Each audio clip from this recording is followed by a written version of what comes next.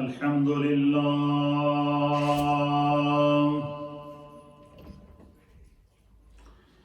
الحمد لله نحمده ونستعينه ونستغفره ونؤمن به ونتوكل عليه ونعوذ بالله من شرور أنفسنا ومن سيئات أعمالنا من يهده الله فلا مضل له ومن يضلله فلا هادي له ونشهد أن لا إله إلا الله ونشهد أن سيدنا وسندنا ونبينا ومولانا محمدا عبده ورسوله أما بعد فأعوذ بالله من الشيطان الرجيم بسم الله الرحمن الرحيم هو الذي أرسل رسوله بالهدى ودين الحق ليظهره على الدين كله وكفى بالله شهيدا محمد رسول الله والذين معه أشداء على الكفار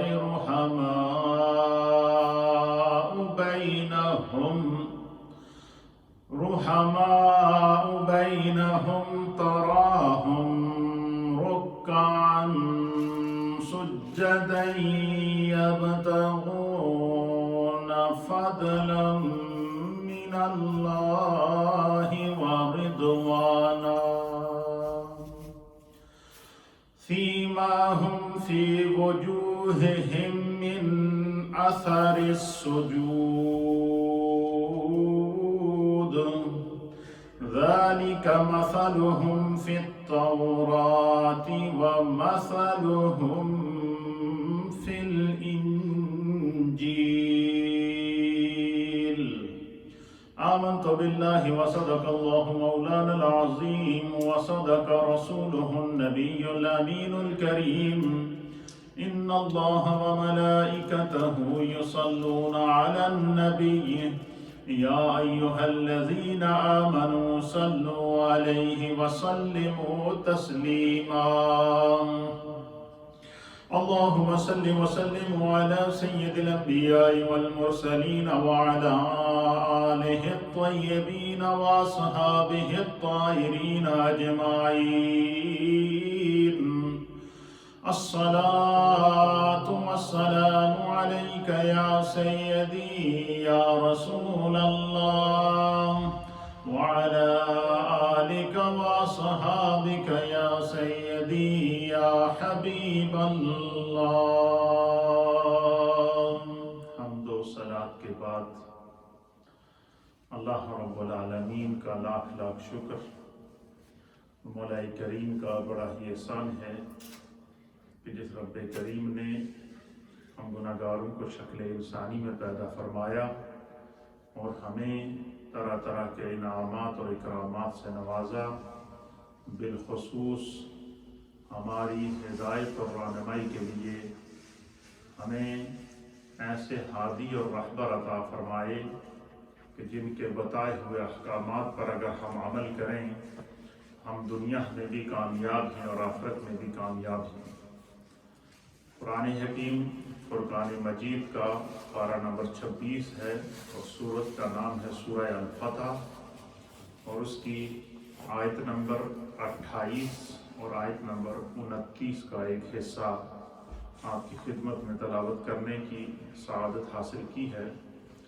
اللہ کی بارگاہ میں دعا ہے کہ رب کریم قرآن حکیم فرقان مجید کے احکام کے مطابق زندگی بسر کرنے کی توفیق عطا فرمائے اور قرآن کے احکام کو سمجھ کر اس پر عمل کی توفیق عطا فرمائے۔ تقریباً گزشتہ 2-3 جمعوں سے ہمارا ٹاپک شہداء کرب و بلا کے ساتھ ساتھ نبی پاک صلی اللہ تعالیٰ علیہ وآلہ وسلم کے صحابہ کرام کی قرآن و حدیث کی روشنی میں جو عظمت ہے، فضیلت ہے، مناقب ہیں، اس حوالے سے گفتگو کا سلسلہ چل رہا تھا۔ وہیں سے اپنی گفتگو کا آغاز کریں گے۔ آج کا جو ہمارا ٹاپک ہے وہ ہے کہ قرآن و حدیث کے اندر اللہ کے حبیب علیہ الصلوۃ والسلام کی وہ عظیم جماعت صحابہ جنہوں نے شب و روز نبی پاک صلی اللہ تعالیٰ علیہ وآلہ وسلم کی معیت میں گزارے ہیں، قرآن میں اللہ نے ان کی کن کن مقامات پر فضیلت بیان کی، یہ میں اپنے پہلے بیانات میں بیان کر چکا ہوں۔ آج میرا جو فوکس ہوگا وہ یہ ہوگا کہ حدیث پاک کے اندر جو ہے وہ کن کن مقامات پر رسول اللہ صلی اللہ تعالیٰ علیہ وآلہ وسلم نے جو ہے وہ نبی پاک کے صحابہ کرام کی عظمت، ان کی فضیلت اور ان کی اہمیت کو بیان فرمایا۔ قرآن میں اللہ تعالیٰ نے 26واں پارہ سورہ الفتح، اس کی آیت نمبر 28 میں اللہ نے نبی اکرم صلی اللہ تعالیٰ علیہ وآلہ وسلم کی عظمت کو بیان کیا۔ سب سے پہلے اللہ نے اپنی وحدانیت کا اور اپنی شان کریمی کا اور اپنی شان ستاری اور غفاری کا خود اظہار کیا۔ پہلے اللہ نے اس آیت میں اپنا تعارف خود کرایا، فرمایا هو الذی، وہی ہے تمہارا اللہ۔ کیا فرمایا؟ هو الذی، وہی ہے تمہارا اللہ، ارسل رسولہ بالہدی ودین الحق لیظہرہ علی الدین کلہ، کہ وہی ہے جس نے اپنے رسول کو ہدایت اور دین حق کے ساتھ بھیجا ہے۔ پہلے اللہ نے اپنی عظمت کو بیان کیا، اپنا تعارف کرایا، اور اس کے فوراً بعد اپنے محبوب جناب رسول اللہ صلی اللہ تعالیٰ علیہ وسلم کی عظمت کو بیان فرمایا کہ اللہ وہ ہے کہ جس نے اپنے پیارے حبیب لبیب جناب سید العالمین محمد الرسول اللہ صلی اللہ تعالیٰ علیہ وآلہ وسلم کو ہدایت کے ساتھ اور دین حق کے ساتھ جو ہے وہ بھیجا، اور ایسا دین دے کر اللہ تعالیٰ نے اپنے محبوب کو بھیجا کہ جو تمام ادیان پر غالب ہے، باقی رہنے والا دین ہے اور قیامت تک باقی رہے گا۔ فرمایا وَكَفَىٰ بِاللَّهِ شَهِيدًا، اور اللہ اپنے رسول پر کافی گواہ ہے۔ اب اس آیت کے اندر اللہ تعالیٰ نے مقام مصطفیٰ، عظمت مصطفیٰ اور دین مصطفیٰ کی اہمیت کو بیان فرمایا۔ فرمایا کہ مقام مصطفیٰ کیا، کہ فرمایا کہ جو رسول اللہ کی طرف سے آئے ہیں وہ تمہارے پاس کیا ہے، جو ہے وہ دین لے کر، جو دین لے کر آئے وہ دین ہدایت ہے، حق لے کر آئے ہیں، کھلا ہوا حق لے کر آئے ہیں، ان کا دین قیامت تک باقی رہے گا۔ صلح حدیبیہ کا موقع نبی اکرم صلی اللہ تعالیٰ علیہ وسلم ہجرت کے بعد پہلی دفعہ 1400 صحابہ اکرام کے ساتھ جو ہے وہ عمرہ ادا کرنے کے لیے تشریف لے جا رہے تھے۔ حدیبیہ کے مقام پر آپ کو روک دیا گیا اور حضرت عثمان غنی کو پہلے وہاں بھیج دیا گیا۔ تو اب صلح حدیبیہ کے موقع پر جب ایک معاہدہ طے ہوا کفار کے درمیان، جس کو جو ہے وہ اس کو میثاق مدینہ بھی بعد میں کہا ہے، اور وہ حدیبیہ، صلح حدیبیہ کا ایجنسیہ میں اس کا نام دیا ہے۔ تو اس صلح حدیبیہ کے موقع پر جب معاہدہ لکھا جا رہا تھا تو اس میں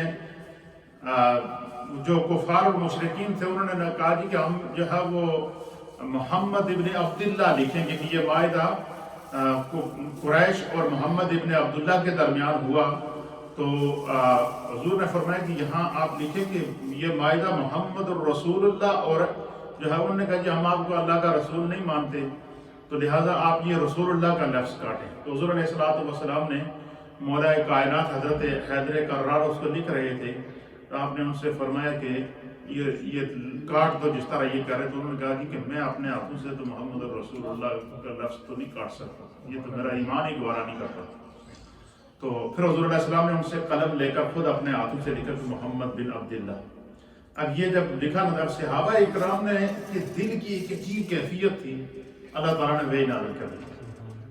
اللہ نے اس موقع پر وحی نازل کر دی، اور اس کی دوسری آیت کے اندر اللہ فرماتا ہے محمد الرسول اللہ، اے محبوب یہ کفار آپ کو اللہ کا رسول کہیں یا نہ کہیں، آپ کو اللہ کا رسول مانے یا نہ مانے، محمد الرسول اللہ آپ کا رب کہتا ہے کہ محمد اللہ کے رسول ہیں۔ ان دو آیات کے اندر اللہ تعالیٰ نے نبی اکرم نور مجسم جناب سید العالمین محمد الرسول اللہ صلی اللہ تعالیٰ علیہ وسلم کی عظمت کو بیان کیا، اور صرف یہی نہیں، پھر اسی آیت کے اندر اللہ تعالیٰ نے نبی پاک صلی اللہ علیہ وسلم کے صحابہ کی شان کو بھی بیان کیا۔ اب یہ قرآن کریم کی وہ آیت ہے جس میں اللہ تعالیٰ پہلے اپنے محبوب کی شان بیان کر رہا ہے، اور ساتھ ہی نبی پاک پر ایمان لانے والے صحابہ کی عظمت کو بیان کر رہا ہے۔ اس سے آپ صحابہ اکرام کا مقام، ان کی عظمت اور ان کی رفعت کا اندازہ لگا سکتے ہیں کہ اللہ نے جہاں اپنے حبیب کی رسالت کا ذکر کیا، اس کے ساتھ نبی پاک کے صحابہ کا ذکر کیا، اور بغیر کسی وقفے کے اس کا ذکر کیا۔ کیسے؟ فرمایا محمد الرسول اللہ، سورہ الفتح پارہ نمبر 26 آیت نمبر 29، اور یہ ہے سورہ نمبر ہے 48، سورہ نمبر 48 اور پارہ نمبر کیا ہے 26۔ اس کے اندر اللہ تعالیٰ فرماتا ہے محمد الرسول اللہ، محمد اللہ کے رسول ہیں۔ فرمایا کہ یہ کفار آپ کو اللہ کا رسول مانے یا نہ مانے، یا آپ کو اللہ کا رسول کہیں یا نہ کہیں، اے محبوب آپ کے رب کی نظر میں آپ کا جو مرتبہ اور جو مقام ہے وہ کیا ہے؟ فرمایا آپ کا رب آپ کو فرما رہا ہے کہ محمد اللہ کے رسول ہیں۔ یہاں پر قرآن کریم کی اس آیت کے اندر اللہ تعالیٰ نے نبی اکرم صلی اللہ تعالیٰ علیہ وسلم کی رسالت کا اعلان کیا۔ ایک دوسرا اس آیت کی خاصیت یہ ہے کہ اس آیت میں اللہ تعالیٰ نے اپنے محبوب کو ان کے اسم ذاتی کے ساتھ مخاطب کیا۔ حضور علیہ السلام کا نام کیا تھا؟ محمد۔ اس طرح آپ کے صفاتی نام تقریباً 99 سے بھی زائد ہیں، بعض محسرین نے لکھا کہ 300 سے بھی زائد ہیں، لیکن جو آپ کا ذاتی نام، جیسے اللہ تعالیٰ کا ذاتی اسم جس کو اسم اعظم کہتے ہیں، اللہ تعالیٰ کا اسم ذاتی وہ اللہ ہے۔ کیا ہے؟ اور اللہ تعالیٰ کے اسماء صفاتی 99 سے زائد ہیں، اور اسی طریقے سے نبی پاک صلی اللہ علیہ وسلم کے صفاتی اسماء صفاتی نام 99 سے زائد ہیں، بعد میں 99 لکھا ہے، بعد میں 300 سے زائد لکھے ہیں۔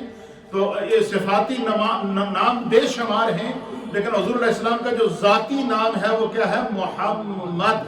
تو اس آیت کے اندر اللہ تعالیٰ نے اپنے محبوب کا نام، ذاتی نام لے کر آپ کا نام بھی لیا، اور ساتھ میں آپ کا مقام بھی بیان کر دیا۔ کیا فرمایا کہ محمد اللہ کے رسول ہیں۔ یہاں یہ مقام مصطفیٰ کون بیان کر رہا ہے؟ اللہ کی ذات۔ اور اسی آیت کے ساتھ فرمایا والذین معاہ، اور جو محمد عربی صلی اللہ تعالیٰ علیہ وآلہ وسلم، محمد الرسول اللہ صلی اللہ تعالیٰ علیہ وسلم کے ساتھی ہیں، آپ کے صحابہ ہیں، جو شب و روز آپ کے ساتھ رہتے ہیں، جو آپ پر ایمان لے کر آئے ہیں۔ فرمایا کہ وہ کیا ہیں؟ اشداء علی الکفار، رسول اللہ کے معاملے میں اور دین کے معاملے میں وہ کفار پر بڑے سخت ہیں۔ کفار کے ساتھ دین کے معاملے میں ان کے پاس کوئی رعایت نہیں ہے۔ رحماء بینہم، فرمایا رسول اللہ کی تربیت میں رہنے والے صحابہ کا مرتبہ یہ ہے، رسول اللہ کی تربیت میں رہنے والے صحابہ کا مقام یہ ہے کہ رحماء بینہم، جب نبی پاک کے صحابہ ایک دوسرے سے ملتے ہیں تو پھر قومیت کو بھول جاتے ہیں، علاقائیت کو بھول جاتے ہیں۔ رحماء بینہم، رسول اللہ نے ان کی ایسی تربیت کی ہے کہ وہ ایک دوسرے کے ساتھ شیر و شکر ہو جاتے ہیں، ایک دوسرے کے ساتھ نرم دل ہو جاتے ہیں۔ اور فرمایا کہ اور ان کی شان کیا ہے، نبی پاک کی عظمت پہ رہنے والے صحابہ اکرام کی عظمت کیا ہے؟ اللہ تعالیٰ فرماتا ہے کہ تراہم رکعن سجدا یبتغون فضلا من اللہ ورضوانا، فرمایا کہ نبی اکرم صلی اللہ تعالیٰ علیہ وسلم کی جو صحابہ اکرام ہیں ان کی ظاہر باطن کو میرے مصطفیٰ نے اس طرح تبدیل کر دیا کہ اللہ تعالیٰ ان کی عظمت اور ان کی مقام کو بیان کرتے فرماتا ہے کہ تو ان کو رکوع کرتے ہوئے اور سجدہ کرتے ہوئے دیکھتا ہے، وہ اللہ تعالیٰ کے فضل اور اس کی رضا کو طلب کرتے ہیں، اور خداوند قدوس نے اس کی بارگاہ میں سجدہ کرنے کا ان کے اوپر ان کو وہ کمال اور وہ روحانیت عطا فرمائی ہے، اور وہ کیا ہے؟ حضور نے فرمایا کہ وہ اللہ فرماتا ہے کہ سیماہم فی وجوہہم من اثر السجود، آپ نبی پاک کے صحابہ کے چہروں کو دیکھیں گے تو ان کے اوپر بھی آپ کو سجدوں کے اثرات نظر آئیں گے، ان کے نورانی چہروں کے اوپر آپ کو عبادت کا نور نظر آئے گا، ان کی کیفیات کے اندر آپ کو رسول اللہ صلی اللہ تعالیٰ علیہ وسلم کی تربیت اور قرب کی جھلکیاں نظر آئیں گی۔ تو ان آیات کے اندر اللہ تعالیٰ نے مقام مصطفیٰ کے ساتھ ساتھ مقام صحابہ کو اکٹھا بیان کیا ہے۔ سورہ فتح کی آیت نمبر 28 اور سورہ فتح کی آیت نمبر 29 کے اندر 26ویں پارے میں اللہ تعالیٰ نے نبی پاک کی رسالت کا اعلان کیا، آپ کے اسم ذاتی کے ساتھ آپ کو مخاطب کیا، اور ساتھ میں نبی پاک صلی اللہ علیہ وسلم کے صحابہ اکرام کا اللہ تعالیٰ نے ذکر فرمایا۔ اسی طریقے سے میں نے اس سے پہلے آپ کی خدمت میں تقریباً 28 آیات پیش کی تھی جس میں اللہ تعالیٰ نے قرآن میں نبی پاک کے صحابہ کی عظمت کو بیان کیا، اللہ نبی کے صحابہ کے ایمان کو بیان کرتے ہوئے فرماتا ہے ان الذین آمنوا وعملوا الصالحات اولئک هم خیر البریہ، فرمایا کہ وہ میرے محبوب کے صحابہ جو آپ پر ایمان لائے اور نیک عمل کیے، رسول اللہ کے بتائے ہوئے احکامات پر انہوں نے عمل کیا، اولئک هم خیر البریہ، اللہ کی ساری مخلوق میں انبیاء کے بعد وہ سب سے بہتر مخلوق ہے۔ تو اللہ کے تمام صحابہ کو، نبی پاک کے تمام صحابہ کو اللہ خیر البریہ کہہ رہا ہے، ساری مخلوق سے بہتر ہیں۔ پھر اسی طریقے سے اللہ تعالیٰ نبی پاک صلی اللہ علیہ وسلم کے جہاں مقام مصطفیٰ کو بیان کر رہا ہے، اس کے ساتھ اللہ تعالیٰ کیا کرتا ہے؟ اچھا، جب حضور علیہ السلام نے کفار کو دعوت دی تو قرآن سورہ بقرہ کے میں اس منظر کو بیان فرماتا ہے کہ جب ان کو دعوت دی گئی تو انہوں نے کہا کہ ہم ایمان لائیں اس طرح جس طرح کہ یہ بیوقوف ایمان لائے ہیں۔ اس نے نبی پاک صلی اللہ علیہ وسلم کے صحابہ کو کفار نے بیوقوف کہا، اللہ تعالیٰ نے وہی نازل کیا، اللہ نے فرمایا کہ اے میرے محبوب اب ان کو بتا دیں الا انہم السفہاء، فرمایا کہ خبردار نبی کے صحابہ کو جو بیوقوف کہتے ہیں ان سے بڑا بیوقوف کوئی ہے ہی نہیں۔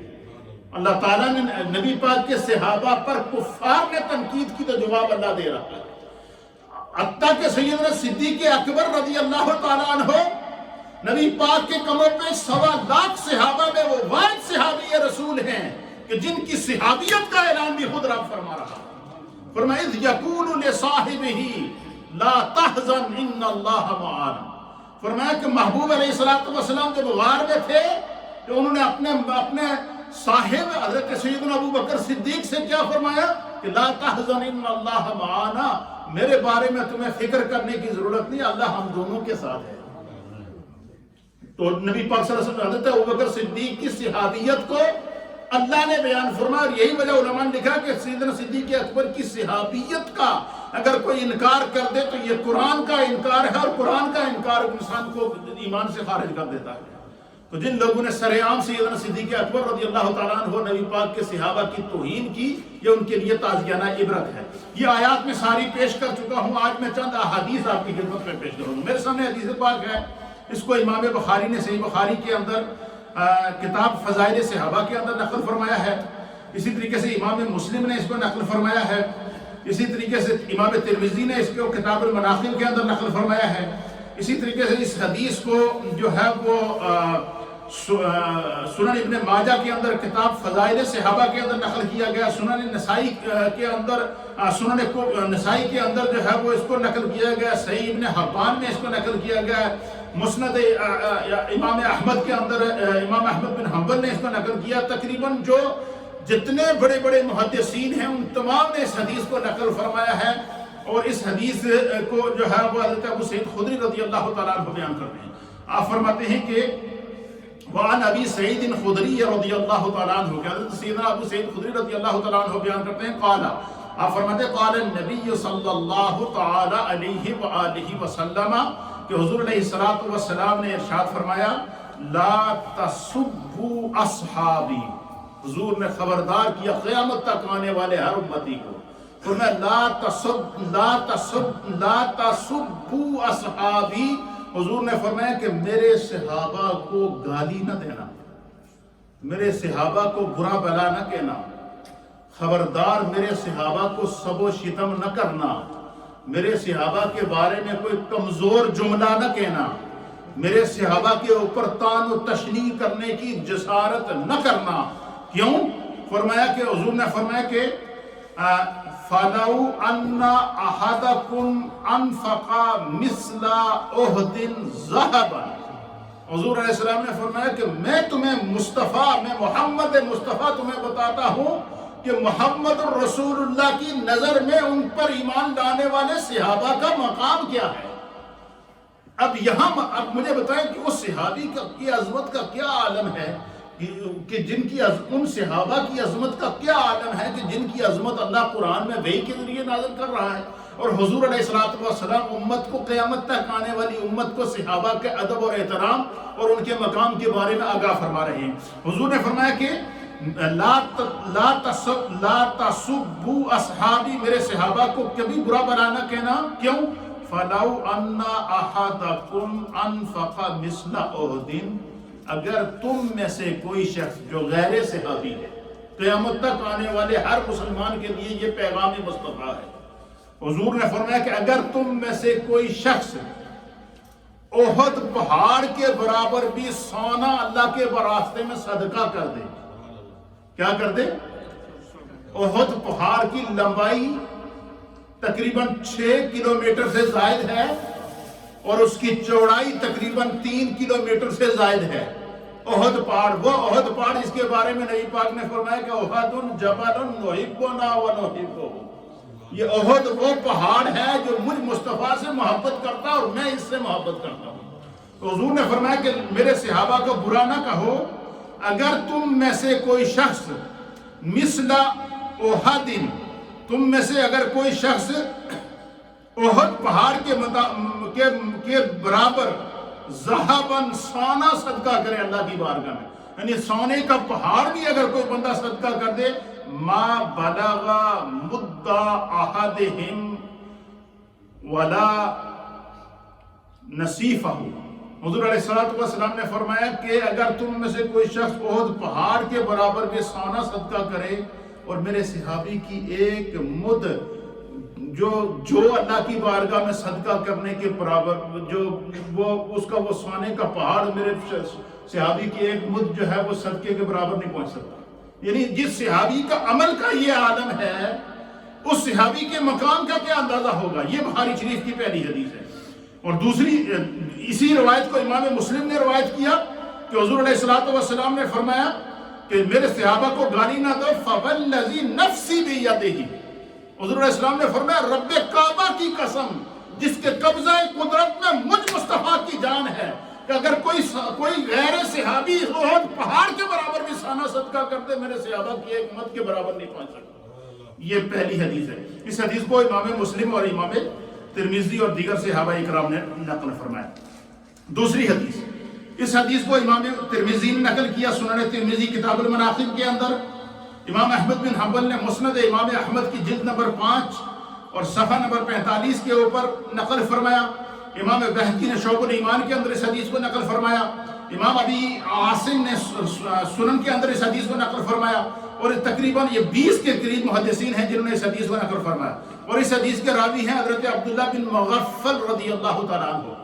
آپ بیان کرتے ہیں کہ قال رسول اللہ صلی اللہ تعالیٰ علیہ وآلہ وسلم، اللہ کے حبیب کے صحابہ کی مجلس لگی تھی، اور حضور علیہ السلام نے صحابہ کی طرف جب نظر دوڑایا نا کہ مسجد نبوی شریف بھری ہوئی ہے، سرکار تشریف فرما ہے، اور صحابہ اکرام جب بھی آتے تھے حضور علیہ السلام کی بارگاہ میں دست بستہ بیٹھتے تھے، اور ان کی ایک ہی کام ہوتا تھا، وہ کیا ہوتا تھا؟ النظر الی وجہ رسول اللہ، ان کی عبادت رسول اللہ کا چہرہ دیکھنا ہوتا تھا۔ حضرت سیدنا صدیق اکبر سے پوچھا کہ آپ کے لیے سب سے زیادہ محبوب چیز کیا ہے؟ آپ کو جیسے ہم دوستوں سے ایک دوسرے سے پوچھتے ہیں کہ آپ تنوں سب سے زیادہ کیڑی چیز چنگی لگتی ہے؟ سیدنا صدیق اکبر سے کسی نے سوال کیا کہ آپ کو سب سے زیادہ کیا چیز اچھی لگتی ہے؟ تو انہوں نے کہا نظر الی وجہ رسول اللہ، مجھے تو ایک ہی چیز ہے کہ چہرہ مصطفیٰ کی تلاوت کرتا رہوں ان آنکھوں سے، چہرہ مصطفیٰ ہوں اور ابو بکر کی آنکھیں ہوں، بس اس کے علاوہ مجھے کوئی چیز اچھی نہیں لگتی۔ اور حضرت ابو بکر صدیق کے دیدار مصطفیٰ کے ذوق کا یہ عالم تھا کہ ان کی کیفیت یہ تھی کہ وہ یہ چاہتے تھے کہ کوئی لمحہ ایسا نہ گزرے کہ میری آنکھیں سے رسول اللہ کے جو ہے وہ چہرے سے ہٹ جائیں۔ اور اس کی مثال آپ نے قائم کی جب حضور علیہ السلام ہجرت فرما رہے تھے، ہجرت کے موقع پر جب آپ غار ثور کے اندر 3 دن اور 3 راتیں رہے تو سیدنا صدیق اکبر کہتے ہیں کہ آقا علیہ السلام میری گود میں اپنا سر مبارک رکھ کر آپ آرام فرما رہے تھے تو میرا ایک ہی عمل تھا، میری گود میں چہرہ بطحا تھا اور میری آنکھیں صرف اور صرف دیدار مصطفیٰ کر رہی تھیں۔ اور حضور علیہ السلام کے چہرے کے دیدار کے اندر سیدنا صدیق اکبر اس قدر گم ہو گئے، اس قدر منہمک ہو گئے، اس قدر چہرہ بطحا میں کھو گئے کہ سانپ کاٹ رہا ہے، زہر پھیل رہا ہے، صدیق اکبر کی آنکھ جھپک نہیں رہی، آپ کی آنکھ جھپک نہیں رہی، صرف اور صرف چہرہ مصطفیٰ کا دیدار کر رہی ہے۔ اور پھر نبی پاک کے چہرے سے نکلنے والا نور وہ ڈائریکٹ صدیق کے چہرے میں پیوست ہو رہا تھا۔ اور یہ کوئی ایک 2 4 5 منٹ کا مسئلہ نہیں تھا، یہ 3 دن اور 3 راتیں یہی سلسلہ رہا کہ سرکار کے چہرے سے نور نکلے اور صدیق کے چہرے میں پیوست ہو۔ پھر اس غار سے نکل کر جب حضور علیہ السلام مدینہ طیبہ پہنچے تو اب حدیث کے اندر آتا ہے، ہجرت کے باب کے اندر تمام اہل سیر نے اور محدثین نے اس حدیث کو نقل فرمایا ہے کہ تمام اہل مدینہ نبی پاک کے استقبال کے لیے، مدینہ کی عورتیں جو چھتوں کے اوپر کھڑی تھیں، اہل مدینہ راستوں کے گرد کھڑے تھے، مدینہ کی بچیاں دف بجاتے ہوئے طلع البدر علینا کی نعت کو ترانے پڑھ رہی تھیں، حضور علیہ السلام کا استقبال کر رہے تھے۔ اب چونکہ اہل مدینہ نے اس سے پہلے حضور علیہ السلام کا دیدار نہیں کیا تھا، اب حضور علیہ السلام کی تشریف لا رہے ہیں، آپ کے ساتھ کون ہیں؟ صدیق اکبر ہیں۔ اب اہل سیر نے، صاحب سیرت حلبیہ نے لکھا ہے کہ اہل مدینہ کو یہ اشتباہ، اہل مدینہ کے لیے پہچاننا مشکل تھا کہ ان 2 ذاتوں میں رسول اللہ کی ذات کون سی ہے۔ کیوں؟ کہ فرمایا کہ چہرہ صدیق میں بھی چہرہ مصطفیٰ نظر آ رہا تھا۔ وجہ کیا تھی؟ وہ 3 دن اور 3 راتیں جو سیدنا صدیق اکبر نے نبی پاک کے چہرہ انور کا دیدار کیا تھا اور حضور کے چہرے سے نکلنے والے انوار کو جو چہرہ صدیق کے اندر جو پیوست ہوئے تھے، حضور نے صدیق کو ان 3 دنوں اور 3 راتوں میں اپنے رنگ میں رنگ دیا تھا۔ اور اہل مدینہ کو بھی چہرہ صدیق میں بھی چہرہ رسول نظر آ رہا تھا۔ حضرت ابوبکر صدیق کہتے ہیں کہ میں نے دیکھا کہ اہل مدینہ حضور علیہ السلام کو چھوڑ کر میری طرف بڑھ رہے ہیں۔ آپ فرماتے ہیں کہ میں نے اپنی چادر اٹھائی، اس طرح اپنی چادر کو پھیلایا اور میں کھڑا ہو گیا غلام کی طرح، تو میں گویا میں نے اہل مدینہ کو یہ پیغام دیا، میں تو ان کا عکس ہوں، اصل تو یہ جو تم میری طرف بڑھ رہے ہو اس لیے کہ انہوں نے مجھے اپنے رنگ میں رنگ دیا ہے۔ تو یہ نبی پاک صلی اللہ علیہ وسلم کے صحابہ اکرام کا حضور علیہ السلام کے ساتھ محبت کا یہ عالم ہے۔ حضرت عبداللہ بن مغفل کہتے ہیں کہ قال رسول اللہ صلی اللہ تعالیٰ علیہ وسلم، حضور علیہ السلام نے خود اپنے صحابہ کے فضائل کو بیان کیا۔ کیسے فرمایا؟ حضور نے فرمایا اللہ اللہ اصحابی، اللہ اللہ، میں کیا بتاؤں، تمہیں بتاؤں کہ میرے صحابہ کون ہیں؟ یہ بات کون کہہ رہا ہے؟ میرے آقا فرما رہے ہیں، مصطفیٰ کریم صلی اللہ تعالیٰ علیہ وآلہ وسلم کیا فرما رہے ہیں کہ اللہ اللہ اصحابی، فرمایا کہ اللہ میرے صحابہ، لا تتخذوہم غرضا بعدی، حضور علیہ السلام نے فرمایا کہ میرے صحابہ کے معاملے میں اللہ سے ڈرتے رہا کرو۔ کیا رہا کرو؟ حضور فرماتے میرے صحابہ کے معاملے میں اللہ سے ڈرو، اور بندہ کہے میں حضور کا امتی ہوں اور وہ صحابہ پر انگلی اٹھائے اور دعویٰ امتی ہونے کا کرے اور صحابہ کو سر شام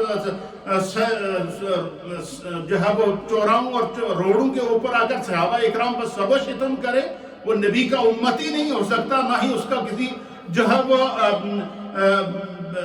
اسلام اور ایمان سے تعلق ہو سکتا۔ اس کی وجہ کیا ہے؟ فرمایا کہ حضور علیہ الصلوۃ والسلام نے فرمایا کہ میرے صحابہ کے معاملے میں اللہ سے ڈرو. کیوں؟ فمن احبہم فبحبی احبہم. یاد رکھو حضور نے فرمایا کہ جو شخص میرے صحابہ سے محبت کرتا ہے وہ میری وجہ سے صحابہ سے محبت کرتا ہے. صحابہ سے جو امت کے دلوں کے اندر جو صحابہ کی محبت ہے اس کی وجہ میں ہوں. اس لیے کہ صحابہ سے محبت اس لیے کرتے ہیں کہ ان کے وہ چہرے ہیں جنہوں نے چہرہ مصطفیٰ کو دیکھا ہے. ان کی وہ آنکھیں ہیں جنہوں نے چہرہ مصطفیٰ کو دیکھا ہے. ان کے وہ شب و روز ہیں جو شب و روز مصطفیٰ کریم کے ساتھ گزرے ہیں.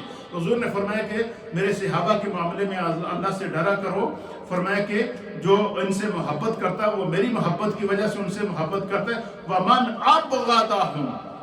اور خبردار جو میرے صحابہ کے ساتھ بغض رکھتا ہے، جس کے دل کے اندر میرے صحابہ کے معاملے میں کینہ موجود ہے، جس کے دل کے اندر میرے صحابہ کے معاملے میں بغض موجود ہے، جس کے دل کے اندر میرے صحابہ کے معاملے میں جو ہے وہ کسی قسم کا تردد موجود ہے، فرمایا یہ بغض وہ صحابہ سے نہیں کرتا، وہ مجھ مصطفیٰ سے کرتا. فرمایا جو صحابہ کا گستاخ ہے، حضور نے فرمایا مصطفیٰ کا گستاخ ہے. اس حدیث کا یہ معنی ہے جو صحابہ سے بغض رکھتا ہے وہ میرے بغض کی وجہ سے بغض رکھتا ہے. اور حضور علیہ الصلوۃ والسلام نے فرمایا وَمَنْ آذَاهُمْ. اور یاد رکھو جس نے میرے صحابہ کو اذیت پہنچائی، جس نے میرے صحابہ کو دکھ پہنچایا، فقد آذانی. میرے صحابی کو تکلیف نہیں ہے، وہ تکلیف مجھ مصطفیٰ کو دے رہا ہے. گویا صحابہ کو تکلیف دینا مصطفیٰ کریم صلی اللہ تعالیٰ علیہ وآلہ وسلم کو تکلیف دینا. پھر حضور علیہ الصلوۃ والسلام نے جو ہے وہ صحابہ اکرام کے اس حدیث کے اندر صحابہ اکرام کے ادب اور احترام کی جو ہے وہ تعلیم ارشاد فرمائی. پھر تیسری حدیث سنیے. وعن عائشہ رضی اللہ تعالی عنہا ام المؤمنین سیدہ عائشہ صدیقہ بنت صدیق رضی اللہ تعالی عنہا بیان کرتی ہیں، قالت آپ فرماتی ہیں کہ سأل رجل کہ نبی پاک صلی اللہ علیہ وسلم کی بارگاہ میں ایک شخص آیا اور اس نے حضور علیہ الصلوۃ والسلام سے سوال کیا. حضور علیہ السلام سے کیا کیا؟ سوال کیا. اور سوال میں اس نے کہا کہ ای الناس خیر. یا رسول اللہ آپ کی پوری امت میں انبیاء کے بعد انسانوں کا سب سے بہترین طبقہ کون سا ہے؟ سب سے بہترین لوگ کون سے ہیں؟ کہتے ہیں قالا. تو رسول اللہ صلی اللہ تعالیٰ علیہ وسلم نے فرمایا کہ قالا حضور نے فرمایا کہ القرن الذی انا فیہ. حضور نے فرمایا کہ میری امت میں سب سے بہترین طبقہ ان لوگوں کا ہے جنہوں نے مجھے دیکھا ہے، میری صحبت پائی ہے اور مجھ پر ایمان لائے. اب اس میں صحابہ اکرام اہل بیت اطہار جتنے بھی جو بھی حضور علیہ السلام کے دور میں تھے، چاہے وہ صحابہ ہوں یا اہل بیت ہوں، اہل بیت پر بھی صحابی کا اطلاق ہے، صحابی کا اطلاق ہو رہا ہے. اور جیسے مولا کائنات ہیں، مولا کائنات اہل بیت سے بھی تعلق رکھتے ہیں، نبی پاک کے صحابی بھی ہیں. اسی طریقے سے ام المومنین سے یہ آیت روایت ہے، آپ کا تعلق اہل بیت سے بھی ہے اور صحابیہ بھی ہے. اسی طریقے سے جناب علی حضور علیہ الصلوۃ والسلام نے فرمایا کہ جس شخص نے بھی میرا دور پایا، چاہے اس کا تعلق اہل بیت اطہار سے ہو یا اس کا تعلق میرے صحابہ سے ہو، جو بھی مجھ پر ایمان لایا، فرمایا وہ کائنات میں انبیاء کے بعد وہ لوگ، وہ مخلوق زمین کے اوپر سب سے افضل مخلوق ہے، سب سے بہتر لوگ ہیں. پھر حضور علیہ الصلوۃ والسلام نے فرمایا ثم الثانی. پھر اس کے بعد کا کیا معنی؟ حضور نے فرمایا صرف یہی نہیں کہ وہ لوگ، فرمایا کہ جس طبقے نے میرے صحابہ کا دیدار کیا پھر وہ لوگ افضل ہیں، یعنی تابعین کو جنہوں نے دیدار کیا وہ افضل ہیں. ثم الثالث، فرمایا جس نے تبع تابعین کا دیدار کیا وہ لوگ افضل ہیں. حضور علیہ الصلوۃ والسلام نے تین طبقات کا مطلب 3 زمانوں تک صحابہ اکرام، تابعین اور تبع تابعین جن کا ان کی عظمت اور فضیلت کو یہ میرے مصطفیٰ بیان کر رہے ہیں. اچھا یہ سارے کے سارے صحابہ اکرام اس میں اور ہر نبی کا صحابی اللہ کا ولی ہے. ہر صحابی کیا ہے؟ اللہ کا ولی ہے. اور پھر اللہ کے حبیب علیہ الصلوۃ والسلام نے اس کی عظمت کو بیان کیا. چوتھی حدیث ہے وعن جابر بن عبد اللہ رضی اللہ تعالیٰ عنہ قال لنا رسول اللہ صلی اللہ تعالیٰ علیہ وآلہ وسلم. حضور علیہ الصلوۃ والسلام کی بارگاہ میں کہتے ہیں حضرت جابر عرض کیا گیا کہ کون سے آپ کے امتی جو ہے وہ افضل طبقہ، آپ کے امتیوں میں افضل طبقہ کون سا ہے زمین کے اوپر؟ تو حضور نے فرمایا خیر امتی قرنی، میری امت کے بہترین لوگ وہ ہیں قرنی، جنہوں نے مجھ مصطفیٰ کا زمانہ پایا، جنہوں نے میرے مصطفیٰ کا زمانہ پایا ہے، مصطفیٰ پر ایمان لائے ہیں، مصطفیٰ کا دیدار کیا۔ حضور نے فرمایا روئے زمین پر انبیاء کے بعد وہ طبقہ کیا ہے؟ سب سے افضل ہے میرے صحابہ میں۔ فرمایا کہ ثم الذین یلونہم، پھر اس کے بعد کا طبقہ یعنی تابعین کا، پھر اس کے بعد کا طبقہ یعنی تبع تابعین کا ہے۔ پھر حضور علیہ السلام نے 3 درجات تک ورف صحابہ اکرام کی جو ہے وہ عظمت اور مقام اور مرتبے کو بیان کیا۔ پھر اسی طریقے سے اللہ کے پیارے حبیب نبی رحمت صلی اللہ تعالیٰ علیہ وآلہ وسلم فرماتے ہیں کہ قال حضرت علی وعن علی بن ابی طالب رضی اللہ تعالیٰ عنہ، مولا کائنات اس حدیث کے راوی ہیں، آپ بیان فرماتے ہیں کہ حضور علیہ السلام نے فرمایا لأہل البدر، حضور علیہ السلام نے اصحاب بدر کے بارے میں فرمایا۔ یہ صحابہ کی وہ پہلی جماعت تھی 313 کی جو حضور علیہ السلام پر ایمان لائے، اور پہلی آزمائش آئی غزوہ بدر کی صورت میں۔ سب کچھ مال ہجرت کر کے تو مال گھر بار تو چھوڑ چکے تھے، اپنی جانیں پیش کر دی دین کے لیے۔ پھر اللہ تعالیٰ نے ایک روایت کے مطابق 3000 فرشتے بدر میں نازل فرمائے، اور ایک روایت کے مطابق 5000 فرشتے نازل فرمائے۔ فرمایا کہ اللہ تعالیٰ نے جو ہے وہ حضرت مولا کائنات فرماتے ہیں کہ حضور نے فرمایا کہ اس زمین کے اوپر اہل بدر سے زیادہ کسی نبی کی امت میں کسی کے اوپر فضیلت کا جو سورج طلوع نہیں ہوا۔